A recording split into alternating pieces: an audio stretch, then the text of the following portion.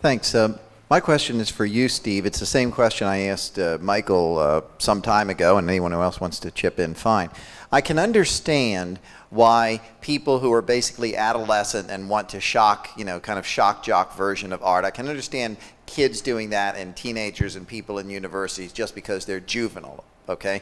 I can understand philosophers who are degenerate coming up with the kind of philosophy that, you described. What I find difficult to understand is how people who are otherwise normal, who work for, who work for businesses, who work for cities and so forth, can actually buy into that garbage. That's what I find most interesting, is not the juvenile artists who deserve no attention or the philosophers who are degenerate, but the people who actually put up money for that junk. Could you give us some insights as to why those people, do that sort of thing, and we find this kind of garbage as, public art or in museums and so forth? Fair question. I think that takes us into social psychology, which is outside of my field of expertise. But my best take on it is that there's a strong sense of intimidation by those who are not officially welcomed into the club of high art. If you are someone whose expertise is in business and you want to make a cultural statement in a new building that you're putting up, then you naturally go to people who are accredited as being the culture bearers of art in your generation. You will recognize that you don't have that expertise. We do have a division of labor in our complicated society. And so to some extent, we trust that other people on the other side of a division of labor are doing the best that can be done there. And there's I think, coming from the world of high art, a kind of intimidation factor, because people who are in the world of high art, they're clever people, they're smart people, they know all of the gambits, they know all of the words to say, and people who do not have that training don't know what to say, even if they don't like it, or if they sense in some sense that it might be a con game. They are intellectually disarmed. But I think they can have a certain sense of benevolence or naive benevolence that then is played upon. Of course, in some cases, it's clearly more cynical. You're a wealthy person who has built a building and you want to have an artwork in it. At the same time, you want to be invited to the parties and to associate with the right kind of crowd, and so you learn to say the right things to be accepted.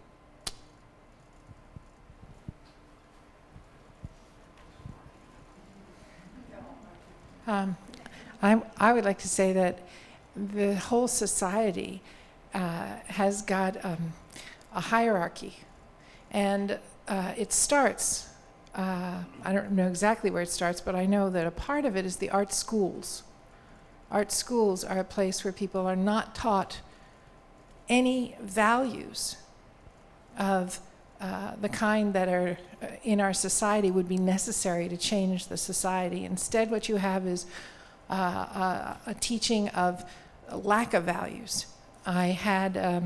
I could show you catalogs where a young painter was there in their black t-shirt in the catalog saying, I came here as a painter, now I know I'm a performance artist. That's a catalog for an art school. The art schools are funded by the same galleries that are selling the art. It's a whole worm that's going on here, where the money is being funneled right back to the people who are making the money, and it all has to do with finances. Finances, money, and the continuation of the line. You get into art school, and instead of learning how to paint or how to sculpt, you learn how to become a performance artist. And when you're done with that, you can go out and you can perform and make the money for the gallery that's going to sell you. And all of the buyers that I know, and I've sold a lot of work, that's how I support myself, they all come and say, I don't know anything about art, I just like your work. And that's where the real world that used to exist before this fake world. I'm a person who believes this is a fictitious society. I don't live in it. I'm living somewhere else where I'm my own boss. And the truth is that when you tell the truth and other people recognize it, then they support the artist. And it's about financial support. If they keep the real artists out of the society, then you, who are a buyer, don't know there's anything to buy except this person jumping up down covered in feces, you know. And what can you buy of that except some feces? You know, it's not exactly anything that you're going to take home that's going to evolve your children, you know. They already know about the feces. They learned it when they were born. So it's financial, and it's and it should be stopped. And the way that everyone in this room can help is to look at the artists who are not being shown. Go to art walks, go everywhere you can to find alternatives to what society is putting out as art, because that's where you're going to find the real artists. It's just like in every revolution, and it is a revolution. If we want real art, we're going to have to go find the artists who are making real art and then support them. Buy their work, give them a show, tell your neighbors. I'm grassroots. Anyone else? All right, thank you, Martine. Francisco Villalobos. Stephen, this question's for you. Your talk was a tour de force, and knowing your talks from the past, it's par for the course. There was one thing that I was left confused about, and that is you talked about art predominantly preceding 1880 as being defined by characteristics such as sensuousness, pursuit of beauty, and thereafter artists is pursuing truth.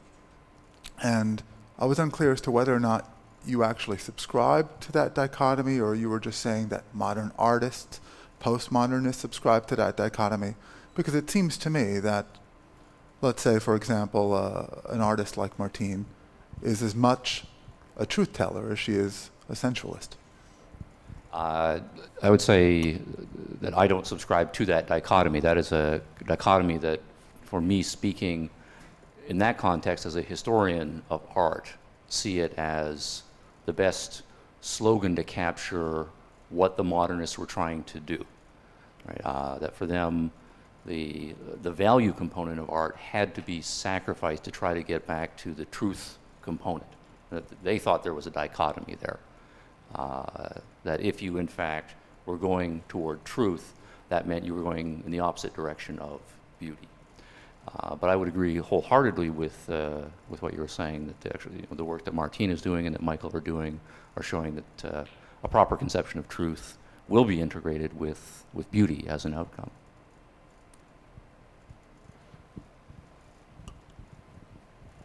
Yeah, my question is for David Kelley. I was interested in, at the end of your lecture, which I found wonderful, I think there was an area that you had, you ended up talking about ideals, the formation of ideals. I'm interested in the relationship between ideals and abstraction, and the role of context with regard to the formation of ideals.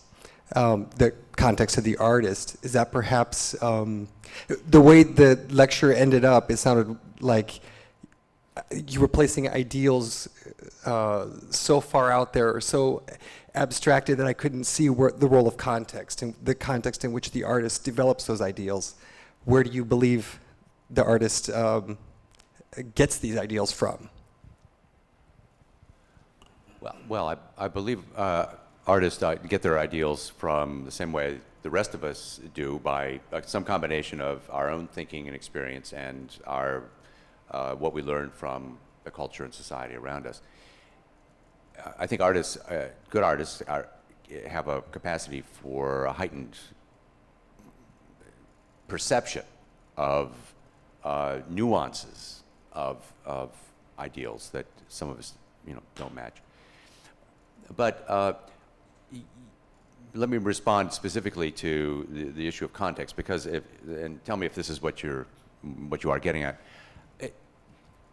the concept of an ideal has the connotation of perfection, and perfection in many philosophical and cultural milieus is not a concept of this world. I mean, how often have we heard nobody's perfect? Life isn't perfect. Nothing's going to go right all the time, and so on and so forth. All of which are reflections of a sense that has been part of many cultures, that the ideal exists only in some realm beyond our lives and our world and our perception. Now, I don't agree with that, and therefore I think I don't believe in that dimension, and I think ideals have to be defined and understood and applied in the context of human beings with human powers in the world that they're in, the real world. However, I would still say that you got to live by something, and better bad ideals than none, in a sense. And I have enormous respect for the artists, even of who are trying to give voice to a worldview so foreign from my own, such as the Christ story and the ethics of self-sacrifice and abandonment of this world and so forth. Perhaps no one could fully live that, but Michelangelo, I think, conveyed through his incredible talent some of the feeling of what that would be as something to aspire to, and what kind of ideals and background philosophy you subscribe to will tell you how you're going to interpret your success or failure at achieving ideals. If you have a worldly philosophy and realistic ideals, well, then you will go for it and try to achieve it. At the personal level, whatever your best is, but also acknowledging and looking up to those who have gone further, not to blame yourself, but to inspire. If you have an otherworldly view, you're going to have some moral mechanism for explaining and discharging any feeling of guilt. That's why many religions have confessions or ways of atoning and so forth and so forth. But they still need the ideal to set the course. You've got to have, I think you have to have some conception of the best in order to have a conception of the better. And without any sense of the better, you have nothing to get you up in the morning and get striving. So that's the best answer I can give you now. Nope. Did you have a point to make? Yep. Yes, on the exact opposite level, the evolutionary level, because you were talking about ideals. You had spoken a little bit about evolutionary psychology, and I don't know if you meant that there is absolutely no explanatory power in evolutionary psychology, like Jeffrey Miller, or people who are trying to explain art through sexual selection. Do you believe that there's no explanatory power in those theories, or do you believe it's limited, or where do you stand on that? I mean, you spoke a little bit about the peacock's tail. That was wonderful. Yes, yes. I was thinking of Jeffrey Miller. I didn't want to name names, but and that is one theory that one theorist has put forward. I think it's vastly underdetermined by the evidence. It's a speculation, and there are a number of those in evolutionary psychology that are just highly speculative, and but there's nothing wrong with the field itself. There's very, very interesting things, and even in this particular case, that's why the reason I put up the picture of Tina and Mick is that it's probably something in it, some truth in it. If you think back through, there are many in cultural history. You can think of many examples from.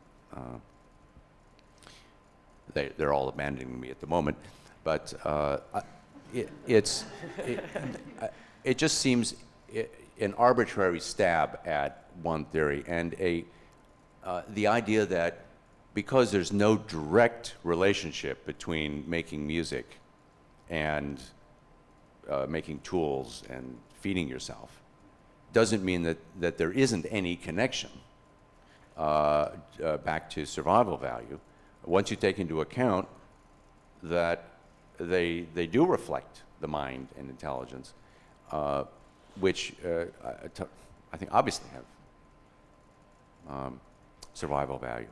So I'm not against evolutionary psychology. I just think that one was a little over the top and far-fetched.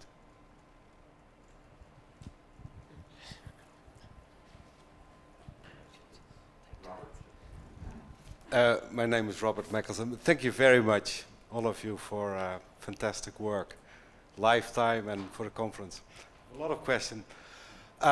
One question for Dr. Kelley. With the idea of the ideal, the representation of the ideal, one of the things that came to mind with me is actually the current sports heroes that we have in our society that are tremendously well paid, that obviously bring the sublime out of us, like the best what's possible for man. And I've always considered that as being a very important aspect that, you know, in all this negative energy that we are encountering, there are certain things that might work. And is that a model that could be worked for art as well? And I'm talking about everybody, where one can say that this person as an artist is really standing up for something that's absolutely useful by being tenacious at its art, going here, or all that kind of stuff. So that's one question I had.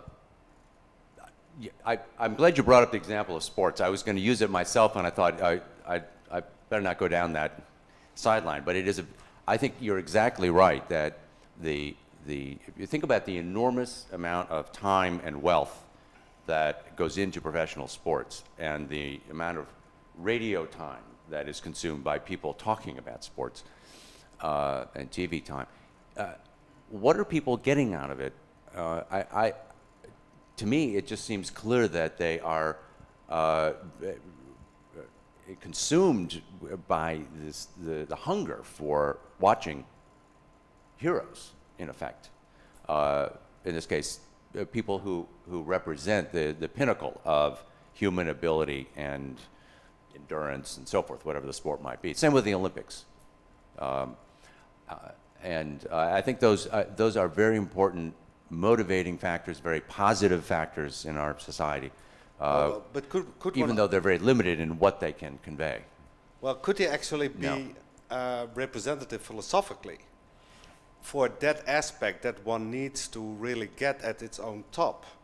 Because what being expressed there in the top artist is that he pulls everything together, the best he has, to achieve the top. And when he achieves the top, we cheer.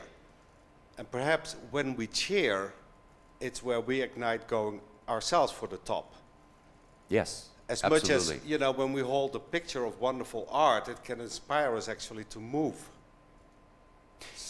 Are you asking, bringing out the point that we can be inspired not only by the content of a great work of art, but by the artistic genius that produced it? Is it self-inspiring and represents an ideal? Yeah, what I'm trying to, and I'm just asking it for everybody. The artist, in that sense, is himself a hero, an ideal. Yeah, well, with the sports, I can clearly see that this is an essential value of survival of man, of actually becoming the best. You need to do certain things excellent to be the best, and our society idea about rewarding those that strive for the best in that way improves society. Because they improve in that way the idea of going for the best. Yes. Yeah. I think that's a part of it, yes, absolutely. So how would art be able to do that? Well, I'm going to hand the mic to Michael in a moment. Before he grabs it out of my mind. I'll just say, I think by their ability to convey in tangible form what it is that's worth striving for, and by their own, the artist's own creative powers, which we look up to as a human excellence that we all can strive for in ways in our lives. But I think Michael may be able to enlarge on that. My sister was a great top 20 player in the world in tennis, and she beat Martina Navratilova at the US Open one year. Sports is in my family. And Martina Navratilova talked about being the #1 athlete in the world, and she said sports is about physical perfection. And she doesn't talk about mental perfection, and she doesn't talk about sensory perfection. She talks about physical. That athletes who are great have the physical ability to perform on a super high level. Art, of course, deals with other issues other than just, it deals with sensory awareness, how artists see, how they touch, the concepts that they're dealing with when they think about the meaning of life. And it also deals with their emotional worlds, the height of emotion, exaltation or depression or despair. And so artists are pulling together emotions, their senses, and their mind to create, hopefully create ideals with that. Where an athlete, it's not to take anything away about athletes, but they're dealing with the physical of their bodies and a tool to create a physical thing. And that's easier to see. And also with our contemporary society, we're not looking at art at all as about being about an ideal or about a perfection or developing our senses and our emotions and putting all those pieces together and project it onto an artwork.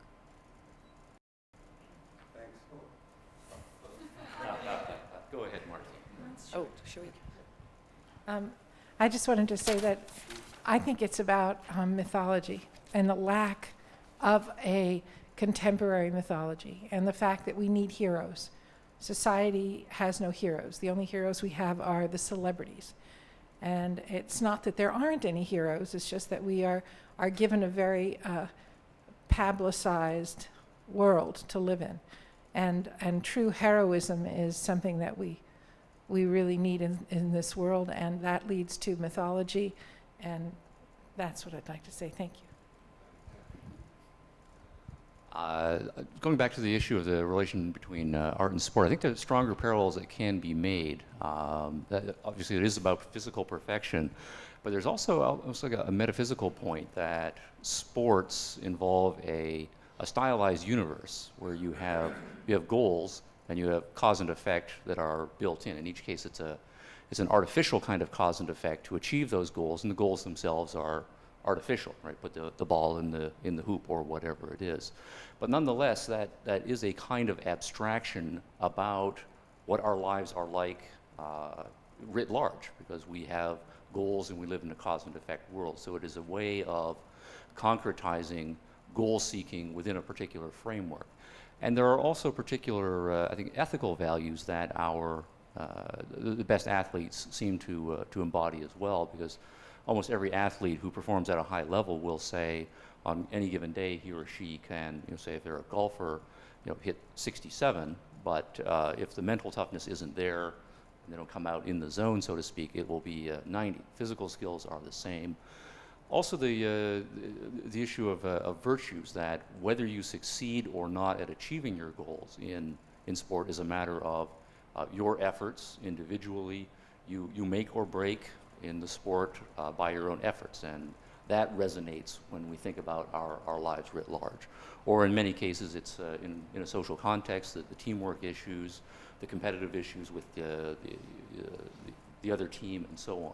So I think there are analogs to life that are built into sport, and in many cases, it's the same buttons that art also pushes.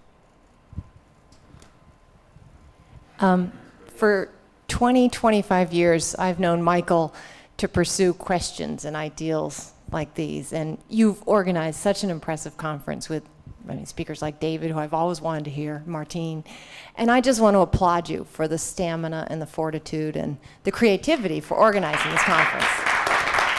Absolutely.